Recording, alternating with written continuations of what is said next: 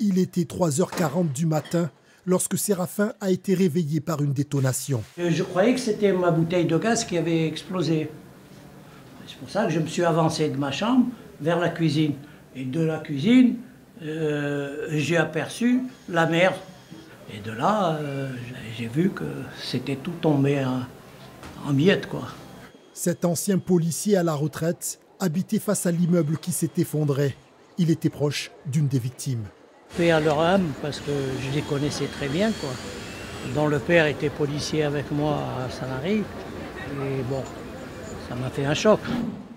Dans la nuit du 6 au 7 décembre 2021, une explosion de gaz provoque l'effondrement de cet immeuble.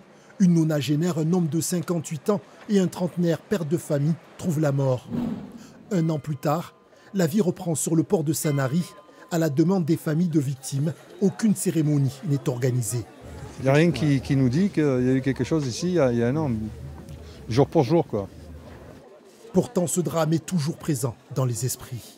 On a été très marqués par l'événement. C'est tout un bout de ville on dirait qu'il s'est effondré en fin de compte.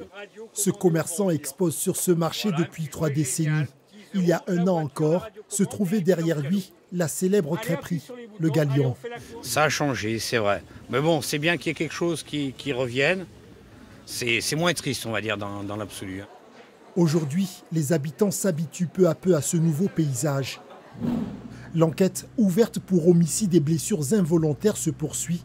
La thèse du suicide d'un occupant de l'immeuble est à ce stade privilégiée.